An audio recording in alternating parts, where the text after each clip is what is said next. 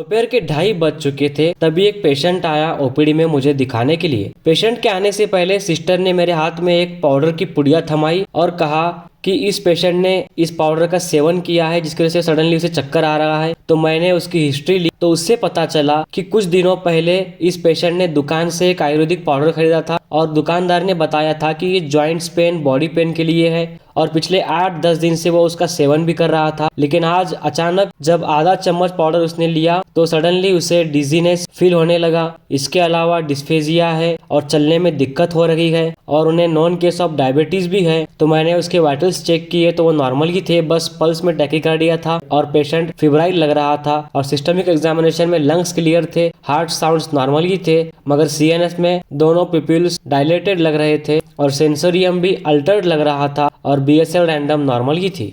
आगे हिस्ट्री में उन्होंने बताया कि यही पाउडर इस पेशेंट ने उनके अम्मी को भी ऑफर किया था और उन्हें भी बिल्कुल ऐसी ही तकलीफ हो रही है। तो आधा चम्मच लेने पर इतना एडवर्स ड्रग रिएक्शन होना, ये बात मुझे कुछ हजम नहीं हो रही थी। तो मैंने दोनों पेशेंट को ऑब्जर्वेशन के लिए आईपीडी एडवाइस किया, दोनों को री एग्जामिन किया। दोनों में जो फीचर कॉमन थे वो ये थे कि दोनों में टैकीकार्डिया था, बॉडी वार्म लग रही थी, दोनों भी डिल्यूजन में थे और उनके पिपल्स डायलेटेड थे मगर equal and reacting to light थी। दोनों सिंपल कमांड ओबेस कर रहे थे। हाफ टी स्पून पाउडर से किसी का सेंसोरियम इतने सडनली कैसे चेंज हो सकता है, यही बात मुझे दिल ही दिल में खाए जा रही थी। और ये सब देखने के बाद मुझे अंदाजा हो गया कि उस पाउडर में जरूर कुछ मिला हुआ है, जैसे कोई नशे की चीज भी हो सकती है। तो सारी हिस्ट्री और एग्जामिनेशन के बाद मेरा डिफरेंशियल डायग्नोसिस था कि ये जो कुछ भी हो रहा है धतूरा या कैनाबिस पॉइजनिंग के साइड इफेक्ट की वजह से हो रहा है।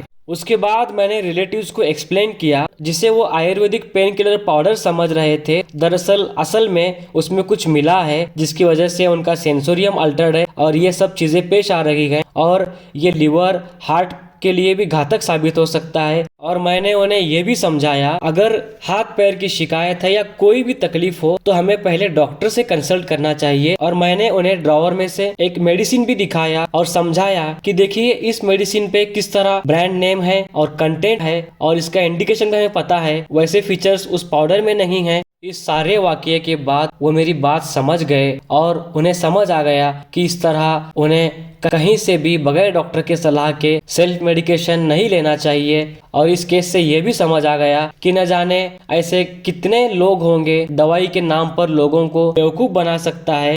और जो लोग खरीदते हैं इमीडिएट रिलीफ के चक्कर में ये भी नहीं सोचते कि वो जो दवाई ले रहे हैं ये वाकई में दवाई है या उनके बॉडी के लिए एक जहर है।